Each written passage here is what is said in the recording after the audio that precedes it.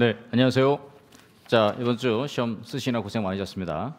올해 출제 가능성이 매우 높은 1번 문제에서 가장 중요한 판례죠. 사건 번호 2020도 50324 사건. 요거 판례를 한번 분석해 보도록 하겠습니다. 여러분들의 요 이제 판례의 특징이 뭐냐면은 요 특징 이제 요 일반적인 이의 신청하고 지금 이제 2020도 50324 사건의 특징을 한번 살펴보면요.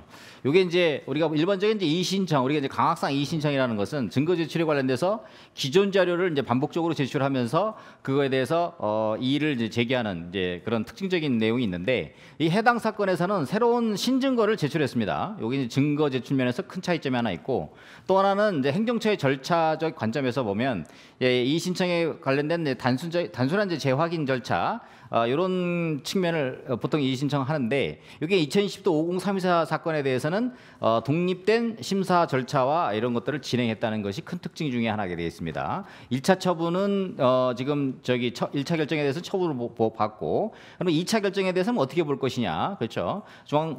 우리가 이제 그 행정 심판 관련돼서는 이게 저게 아니다, 처분이 아니다 이렇게 봤는데, 지금 이게 지금 2차 그 관련돼서도 독립된 심사를 절차를 진행했습니다. 그다음에 이제 특징이 뭐냐면은 이의 신청 관련돼서 보통 불법 안내 관련해서는 우리가 일반적인 이의 신청은 원처분만 이제 언급을 했는데, 해당 이 사건에서는 2차 결정에 대한 별도 안내를 했어요. 이거 아주 중요한 포인트인데, 이거 아주 중요한 포인트, 이것도 중요한 포인트죠. 이거 세 개 다, 지금 제가 여기 소개에다가 세 개 다 마무리 정리를 해놨는데, 그래서 이제 주장 내용 관련돼서도 보면 일반적인 이의 신청에 대해서 이제 원처분의 하자를 보통 지적하는데, 해당 2020도 50324 사건에서는 바로 새로운 권리 주장을 포함해서 이런 내용들을 추가적으로 제기하고 있습니다. 그래서 만약에 이제 여러분들이 이제 시험에서 이 내용이 제가 볼 때는 이제 만약에 이주대체에 나온다 그러면은 우리가 이제 오늘 문제에서 일반론적인 요 사건, 일반적인 사건 2013도 10885 그냥 전형적인 그냥 그 여러분들한테 점수를 주려고 하는 문제다 그러면 2013도 1088하고 우리가 전형적인 그 강행 규정 사건 있죠. 2007-63089 전화비처 사건을 가지고 이제 전형적으로 이주대책이 나올 수가 있겠는데, 만약에 이제 최근에 요게 그 다른 그 시험에서 제가 세보니까 세 군데인가 나왔더라고요. 세 군데 나와서 만약에 우리 시험에 나온다 그러면 제가 보기에는 이런 논리적인 맥락을 여러분들이 잘 짚어서 이 판례를 이해해 주시면 좋을 것 같습니다. 자, 이 판례에서 이제 이주대책 관련돼서 이게 표는 이제 이신청에 대한 부분에 대한 실질적 내용, 그렇죠? 요거를 지금 이 사건에서는 되게 중요하게 보고 있는데요.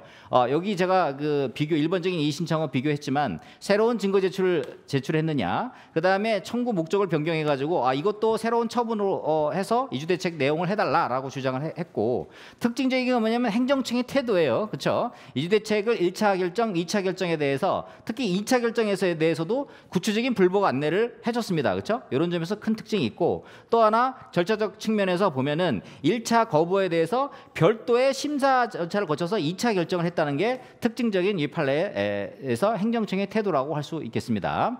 따라서 요거에 대한 이제 법적 평가, 즉 1차 결정, 1차 결정은 우리가 판례가 처분을 받는데 2차 결정에서는 처분을 보지 않았단 말이에요. 그래서 대법원에서 이것도 2차 결정도 처분이다 이렇게 이제 판시하면서 다른 그 자격서 시험에서 이게 이제 한 3차례 출제하면서 그 논리적인 맥락은 이런 논리였습니다. 어떤 논리냐면, 이 규범적인 판단으로서 이 처분성이라는 것은 결국은 당사자, 이거 판례에도 문장이 등장하죠. 당사자의 인식 가능성과 예측 가능성이 있어야 된다. 그렇죠? 이게 규범적으로 처분이 되기 위해서는 이런 게 있어야 되는 부분이 있고, 따라서 신뢰보호 원칙 위반 측면이 있다는 거예요. 왜냐하면 불복 방법에 대한 안내를 해놓고서리 2차 처분은 아님 이렇게 해버리면은 2차 결정 이거 너 어떻게 다퉈라, 행정심판 행정소송 제기해라 라고 충분히 그거에 대해서 불복 안내를 했음에도 불구하고 2차 너 처분 아님, 그렇죠, 이렇게 해버리면 이 모순된 행위가 된다는 거예요. 그렇죠? 결과적으로 이거는 신뢰보호 원칙 위반이 되겠다. 그렇죠? 그래서 이 사건에서는 형식적인 명칭, 그러니까 이의 신청이라는 거 이거에 이제 개의하지 말고 실질적인 내용을 중심적으로 파악을 해야 된다. 그래서 첫 번째, 신청서의 구체적 내용이 저기서는 1차 결정, 2차 결정에서 구체적 내용에 이제 포인트를 좀 맞춰야 되겠고, 특히 두 번째에서 추가 증거를 제출한 바가 있습니다. 새로운 추가 증거를 제출한 부분이 있고, 그 다음에 세 번째, 행정청의 절차적 처리에 관련돼서 새로운 신청의 취지, 이것이 별도의 심사를 거쳐서 2차 결정을 했다는 것이 행정청에 있어서 그런 특징적인 부분이어서 1차 결정 처분, 2차 결정 처분 이렇게 이주대책 관련된 요 판례가 이렇게 명시를 하고 있다는 점에서 여러분들이 이 특징적인 판례를 잘 기억을 해 두시면 좋을 것 같습니다. 자, 그래서 이 문제의 물음 1번, 2번, 3번 보면은 1번은 이제 전형적인 우리가 이주대책에 관련된 설명, 그 다음에 구체적으로 대상자, 제외자 이걸 한번 설명해봐라 이런 것들을 아주 기본적인 점수를 주기 위해서 출제한 내용이 되겠습니다. 여기서 이제 생활보상에 관련된 일반론에 대해서는 여러분이 쓰셔도 되고 쓰시지 않아도 되겠지만은 기본적으로 이제 배점이 된다 그러면 이게 이주대책, 그 다음에 주거이전 이런 대표적인 생활보상의 유형입니다. 그래서 이런 내용을 언급을 해준다 그러면 득점에 매우 유리한 그런 포인트가 될 수 있겠고요. 그 다음에 이제 이주대책에 대한 의 취지 관련돼서 뭐 항상 나오는 내용이지만 공익사업 시행으로 인해서 주거용 건축물 제거함에 따라 생활을 근거를 상실하게 되는 자에게 이주할 택지나 주택을 공급하는 것이 우리가 대표적인 이제 이주대책 이렇게 볼 수가 있겠습니다. 그래서 토지보상법 제78조에서 근거를 두고 있고요. 그래서 이주대책에 대한 법적 근거 우리가 이제 헌법의 재산권 보장부터 그렇죠. 이게 뭐 통일설 우리 생활보상에 관련된 관점에서는 통일설로 보고 있죠. 23조, 34조 통일설로 보고 있고요. 우리 토지보상법에서는 78조 그다음에 공정부지 제공제에서는 78조 2 이렇게 돼 있습니다. 자, 이주대책의 법적 성격에 대해서는 앞에서 잠깐 언급을 했습니다만 생활보상의 측면에서 국가의 정책적이고 정책적 배려에 불과하다 이렇게 지금 판시를 하고 있고 이주대책이 이제 대표적인 생활보상의 일환이다. 다만 판례에서는 이게 생활보상이다. 그럼 줘도 되고 안 줘도 되고 이것이 아니고 그 수량과 내용을 정하는 것은 사업시행자의 재량이지만 반드시 이주대책을 해 주어야 한다. 요건을 충족한 경우에는 반드시 해 주어야 한다고 하는 2007-63089 하는 전원책 판결이 있습니다. 그래서 이 판례에 보시면 4페이지에서 토지보상법에 의한 이주대책은 공익사업의 시행에 필요한 토지 등을 제공함으로 인하여 생활의 근거를 상실하게 되는 이주대책 대상자들에게 종전 생활 상태를 원성으로 회복시키면서 동시에 인간다운 생활을 보장해 주기 위하여 마련된 제도이므로 사업시행자의 이주대책 수립 실시음을 정하고 있는 토지보상법 78조 1항은 물론 이주대책의 내용에 관하여 규정하고 있는 법 제78조 제4항 본문 역시 당사자의 합의 또는 사업시행자의 재량에 의하여 적용을 배제할 수 없는 강행법규다. 이렇게 여러분들 보시면 되겠습니다. 자, 오늘 시험에서 재밌는 게 이제 10호 이상 이 포인트죠. 우리 법에서 이제 10호 이상 정하고 있고 제외 대상자에 관련돼서는 시행령 제 40조 5항 이게 이제 조문을 주면은 좋은데 조문을 주지 않으면 여러분들 외우셔야겠어요. 그렇죠? 모건축물 소유자, 공익사업 등의 공고 등이 있은 날로부터 계약 체결까지 계속 거주하지 않는 자, 타인 소유 건축물에 있는 세입자 등 이런 부분들에 대해서는 숙지를 해 주시면 좋을 것 같습니다. 그다음에 이제 불법 용도 변경 이런 것도 안 된다. 이렇게 대법원 판례가 판시하고 있고요. 대표적으로 이제 우리가 이주대책 확인 결정에 관련된 요 그 판례, 요거는 전형적인 판례죠. 전형적인 넘겨보시면 6페이지에서 2013-1088호 요 별표 쳐놓으시고요. 별표 2개, 그렇죠? 저번에도 예전에도 이주대책 관련돼서 이 문제가 출제됐습니다. 요거 판례와 함께 뭐가 나냐면은 출제된 기출 문제는 소지 분양 대상자와 일반 분양 대상자, 그렇죠? 우리가 이제 재개발로 주면은 조합원과 그다음에 일반 분양 대상자 사이의 특징이에요. 그래서 소지 분양 대상자는 어떻게 돼요? 분담금을 적게 내고 좋은 거 분담금을 적게 내고 그죠? 근데 일반 분양 대상자는 분담금 다 내고 자기가 이제 재입복귀라든지 이런 식으로 이제 될 수가 있으니까 기본적으로 그 소지 분양 대상자 이런 것들이 이제 유리할 수 있다. 이런 이제 판례와 함께 이 판례가 같이 등장을 했습니다. 자, 그래서 이주대책 확인 결정에 관련된 법적 성질 행정 처분이고 이에 대한 쟁송 방법은 항고 소송이다. 이 판례도 완전 여러분이 그 눈 감고도 쓸 수 있는 정도로 잘 기억을 해두시기 바랍니다. 자, 토지보상법상의 공익사업 시행자가 하는 이주대책 대상자의 확인 결정은 구체적인 이주대책상의 수분양권을 부여하는 요건이 되는 행정작용으로서 처분이지 이를 단순히 절차상의 필요에 따른 사실행위에 불과한 것으로 평가할 수는 없다. 따라서 수분양권의 취득을 희망하는 이주자가 소정의 절차에 따라 이주대책 대상자 선정 신청을 한 데 대하여 사업 시행자가 이주대책 대상자가 아니라고 하여 위 확인 결정 등의 처분을 하지 않고 이를 제외시키거나 거부 조치한 경우에는 이주자로서는 사업 시행자를 상대로 항고 소송에 의하여 제외 처분이나 거부 처분의 취소를 구할 수 있다. 나아가 이주대책의 종류가 달라 그 각 보장하는 내용에 차등이 있는 경우 그렇죠. 자, 그 협의에 응한 사람은 85제곱미터, 수용 재결까지 버틴 사람은 65제곱미터. 그래서 이게 이제 차등을 주는 그런 케이스가 있을 수 있어요. 이주자의 희망에도 불구하고 사업 시행자가 요건 미달 등을 이유로 그중 더 이익이 되는 내용의 이주대책 대상자로 선정하지 않았다면 이 또한 이주자의 권리 의무에 직접적인 변동을 초래하는 행위로서 항고 소송의 대상이 된다. 그래서 우리 기출 문제에서는 소지 분양 대상자, 일반 분양 대상자 아니면 65제곱미터 좀 협조한 사람은 85제곱미터, 협조하지 않고 수용 결까지 간 사람은 65제곱미터. 이런 식에 대해서 이거를 각각의 뭐라요? 각각의 처분으로 봤습니다. 그래서 이걸 항고소송의 대상으로 삼을 수 있다 이렇게 봤는데, 자 그럼 추가적으로 또 다른 하나의 방법이 있다 그러면 공법상 당사자 소송으로서 신청 기간을 도각했거나 그렇죠, 분양 조처를 종결돼 가지고 더 이상 이제 줄 게 없어요. 그러다 보니까 아무것도 안 해줘 버려요. 그렇죠, 이런 경우가 있을 수 있죠. 자 이런 경우에는 공법상 당사자 소송으로서 법률상의 지위하기를 구할 수 있는 판단 이런 것들을 할 수 있다 이렇게 볼 수 있겠고요. 자 5가 이주대책 대상자 그 추가 기간에 추가 접수를 했을 때 그러면 이거를 나중에 이거에 대해서 만약에 소송을 제기한다 했을 때는 그럼 어떻게 답을 쓰느냐, 여러 유형의 답이 제가 베타 답안을 통해서 여러 유형의 답이 왔는데요. 저는 출제 의도가 다시 추가 신청 기간에 추가 접수를 했기 때문에 그렇죠. 그래서 그 신청 기간 안에 존재한다 그래서 10호 이상이 넘어가가지고 만약에 이 사람들한테 이주대책 대상자로서의 지위를 주지 않는다 그러면은 당연히 이거에 대한 소송을 제기해서 인용 가능한 이런 법리를 생각했어요. 근데 지금 이거에 대해서 이주대책 대상자 확인 대상자들의 행정소송 인용 가능성에 대해서 처분의 위법성 판단 시점, 그래서 확인 결정의 판단 시점이 처분 시 기준으로 해가지고 이걸 판단했을 때 위법성 판단 기준 시점을 이렇게 쓰신 답안도 있고요. 그 다음에 제 3안으로 해가지고 제가 이게 사실관계가 지금 불분명하다고 그랬죠. 사실관계가 불분명해가지고 이게 이제 처분사유 추가 변경해서 소송 진행 중에서 만약에 이게 됐다 했을 때 보통은 이제 소송 진행 중에서 처분사유 추가 변경하는 것은 일반적으로 이제 행정청이 유리한 경우에 이제 처분사유 추가 변경을 보통 써요. 근데 이제 많이 쓰셨더라고요, 이 부분에 대해서. 이런 경우인데 이런 것도 쓸 수는 있다고 봐요. 다만 이게 하다 보면은 내가 이거 불리하잖아, 그죠? 어떻게 해야 돼? 소유자, 이게 이주대책 대상자가 주거용거주물 소유자가 어떻게 해야 돼요? 소취하라고, 그렇죠? 다시 신청을 하면 됩니다. 이런 경우는, 그렇죠? 그래서 행정청이 뭐 처분사유 추가 변경 이런 법리가 아니더라도, 그렇죠? 그래서 여러 가지 사실관계가 지금 불분명하기 때문에 이건 이제 가정적 논술로서 여러분들이 어떻게 답안을 쓰느냐 이런 걸 한번 보려고 이런 문제를 한번 내봤습니다.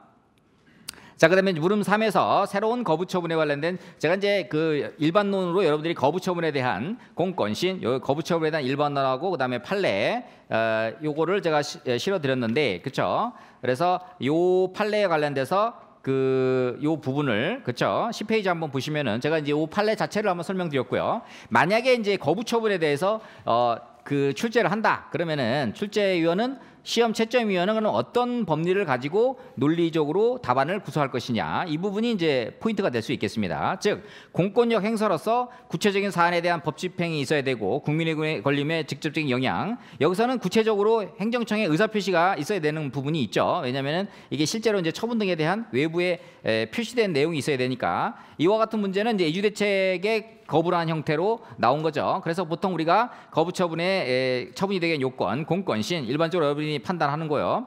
근데 이제 그 반복적 거부 처분에 대해서 이게 동일 내용에 대한 신청에 대한 거부는 이 판례를 통해서 그러니까 동일 내용의 내용이긴 한데 새로운 증거를 제시하면서 이렇게 한 케이스에서 거부했을 때는 새로운 거부로 본다라고 하는 그런 이제 판례를 지금 11페이지에서 보시면 2020도 50324 요 사건에서 1차 거부, 2차 신청 거부 시에 독립된 처분 이런 거를 새롭게 법리를 구성했고요. 그다음에 그 행정청에 제가 아까도 말씀드렸지만 불복 방법을 안내한 거예요. 그렇죠? 따라서 이거는 처분성 인정됨에 있어서 어떤 강화되는 논리가 될 수가 있겠다. 그렇죠?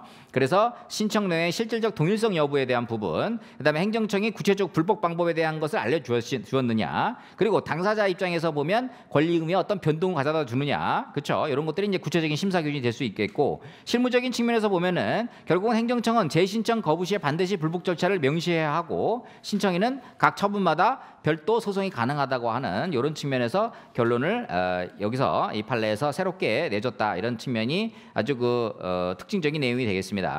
그래서 반복적 거부 처분에 관련돼서 각 처분별 소재기 제소 기간이 이제 중요한 포인트가 될 수 있겠고요. 자, 행정절차법 관련돼서도 불복 방법의 고지라든지 이런 부분이 득점 포인트가 될 수 있겠습니다. 그래서 이거는 사실상 행정청의 재량권 남용에 대한 방지와 국민의 권익구제, 즉 공익과 사익에 대한 양대 가치에 대한 이익 형량의 실질적인 문제다, 이렇게 볼 수가 있겠습니다. 그래서 여러분들이 이 부분들, 그렇죠? 제가 이번 참에 이거 어려워하시는 분들이 많아서 이걸 다시 한번 제가 1차 처분, 2차 처분에 대한 이런 법리에 대한 구성, 이런 것들을 다시 한번 정리를 해드렸으니까 이 포인트에 맞게 여러분들 정리를 해주시면 좋을 것 같습니다. 자, 문제 2번은 지금까지 역대 출제가 3번 됐습니다. 3번 됐는데 제가 약간 뉘앙스를 좀 바꿔서 냈어요. 그래서 지금까지 출제위원들이 낸 출제 채점평을 중심으로 해서 제가 채점 기준표를 하나 만들었는데 그 기준표를 한번 보면서 요 포인트는, 그러니까 이거는 이제 전형적으로 나오는 문제니까 이 전형적으로 나오는 문제에서는 여러분이 답안을 그럼 어떻게 구성해야 되느냐, 이런 부분들이 이제 핵심적인 거 되잖아요, 그렇죠? 제가 여기 있는 내용을 여러분들 읽어준다 그래가지고 여러분들이 같이 읽어봐도 의미가 있는데, 하여튼 그것도 읽어보는 건 읽어보는 거고, 21페이지에 있는 그러면 채점위원은 이건 이제 제일 많이 출제가 돼서 제가 그 채점 기준표에 있는 내용들을 한번 추론을 해본 거예요, 그렇죠? 자, 그러면 어떤 거를 써야 여러분들이 채점에서 유리한 그 고지를 갈 수 있느냐? 물음 1번에서 자, 개별 공시가 물음 보면은요, 자, 물음과 함께 채점 기준표를 다시 한번 보시면은요, 자, 물음에서 보면은 지금 그 담당 공무 지방자치 손해배상 책임, 그다음에 자연인 공업령 잘못해가지고 불법행위에 해당하느냐, 그렇죠? 그럼 이제 담당 공무원이 그러면 이 개별공시지가에서 이러한 내용들을 해야 될 것이 이 사람이 그 직무상 의무가 있는 거냐? 요게 이제 먼저 규명이 돼야 돼요, 그렇죠? 그럼 이제 그게 득점 포인트에서 한 3점 정도 제가 보기엔 득점이 될 것 같고요. 두 번째로 그러면 지방자치단체의 배상 책임이 있어야 된다, 그렇죠? 요거는 이제 여러분들이 자연인 공업료로 해서 오류 이런 것들이 좀 존재하니까 이제 그런 포인트가 이제 될 수 있겠고, 이 불법행위해야 된다는 거죠, 결국은. 불법행위해야 되는 건데 결국은 이제 검증이 소홀하게 됐죠. 그 다음에 감정평가법인에서 오류를 가지고 그 검증을 제대로 점검하지 못한 직무상 위반이 있습니다. 그게 이제 행정보조자의 역할이지만 실질적으로 외부에 표시할 때는 행정보조자가 잘못했다 하더라도 관할 행정청에서 잘못하게 되면 행정청이 잘못한 거잖아요, 그렇죠? 그래서 결국은 판례, 그래서 현저히 불합리한 공시지가, 개별공시지가 이런 거에 대해서 나왔을 때는 불법행위가 성립한다라고 하는 2014-1357 요 판결을 적시를 해주는 이런 득점 포인트에 대한 목차, 이런 내용이 꼭 들어가면 좋을 것 같고요. 물론 2번에서는 이제 배점이 좀 크긴 한데 전체적으로 여러분들이 여기서 득점을 먹을 수 있는 전체적인 흐름을 보면은, 자, 개별공시지가 자체가 그러면은 부동산 공시법에서 일반 거래와 담보의 그 근거가 될 수 있느냐, 가치의 근거가 될 수 있느냐, 그렇지 않죠. 공시지가와 실제 거래가예요. 이거는 실질적으로 아무런 근거 없어. 그래서 여기에 존재하는 이유가 뭐예요? 감정평가사가 이러한 그 해당 물건의 담보를 우리가 일반 그 금융기관이라든지 개인이라든지 이런 데서 그 담보를 제공할 때 누가 해요? 감정평가사 한단 말이에요, 그렇죠? 우리나라 금공장 저기 그 화성에 있는 금공장이 있었는데 LS 거기 금공장 원석을 가져오는데 화성에 있는 금공장 제가 한번 평가한 적이 있는데 그 LS 거기 원석을 가져올 때 걔네들이 이제 워낙 금 자체가 비싸니까, 야, 그러면은 니네 대물이라도 저 담보로 제공해 다오. 이거 화성에 있는 땅 저 회사의 부지, 공장 부지 그거를 담보로 잡기 위해서, 그거 이제 공시지가는 되게 낮은데 그거를 기본적으로다가 담보 잡아가지고 하려니까 이제 평가를 해서 이제 담보를 제공한다든지 뭐 이런 이제 측면이 있는 것이죠. 원래 그렇게 했어야 되는 건데 네가 돈 빌려주거나 물품을 추가 공급하려 그러면은 그거를 감정 평가해가지고 그거를 딱 잡아가지고 근저당권 결정했어야 되는데, 공시지가 그거 가지고 근저당권 격려한 상태에서 그거에서 나중에 채권 회수가 안 되니까 네가 굳이 그 관할 관청에서 니네가 잘못했으니까 돈 물어줘, 이런 논리를 지금 펼치는 거 아니에요, 그렇죠? 그래서 지방자치단체 배상 책임에 관련돼서는 사실상 오류를 낸 건 맞아. 근데 오류를 낸 건 맞는데 그로 인해서 어떻게 돼요? 그 직접적인 어떤 손해가 생긴 건 아니거든, 그렇죠? 그 다음에 이제 예외적으로는 공무원이 고의중과실로 만약에 손해를 입혔다 그러면 당연히 그거는 지방자치 배상 책임이 존재하는 거죠. 여기서 이제 규명이 돼야 될 게 제일 중요한 게 뭐냐면 상당한 인과관계예요. 지금 직무 위반을 한 건 맞아. 근데 손해도 발생한 건 맞지. 근데 그게 객관적으로 상당한 인과관계라서 연관성이 있어요, 없어요? 이건 없는 거예요, 그렇죠? 그 부분을, 그 포인트를 잘 규명을 해야 돼요, 그렇죠? 그 다음에 여기서 이제 금융기관이든 아니면 개인이 돈을 빌려주든 간에 그 금융기관에서 그 공시지가를 신뢰한 나머지 돈을 빌려줬다. 그렇죠? 아니면 물품 추가 공급했다. 그 손해 사이에 인과관계가 지금 단절된다 이런 거예요. 그렇죠? 왜? 감정평가사를 통해서 자체적으로다가 평가를 해가지고 확실하게 그 재산권, 토지가 됐든 뭐 건물이 됐든 간에 그 재산권을 담보를 잡으려 그랬으면 전문가를 투입해가지고 그거를 자체 조사해서 평가를 해가지고 그거를 담보를 지네가 받아쓰고 돈을 빌려주거나 물품을 추가 공급했어야지. 어떻게 돼요? 그거를 하지 않고 그냥 그 관할관청에서 한 개별 공시지가 그거 하나 믿고 그냥 그저작권 격려한 다음에 돈 빌려줘 놓고 물품 추가 공급해 준 다음에 못 받으니까 지자체 네가 책임져. 이거는 어떻게 돼요? 상당한 인과관계에서 기본적으로다가 직접적인 인과관계성이 없어가지고 단절된단 말이에요. 그렇죠? 객관적인 연관성도 사실 없어요. 그렇죠? 그러니까 그런 부분에 대한 부분들을 정확하게 문제에서 제시하는 부분을 정확하게 이렇게 하시면 좋을 것 같고요.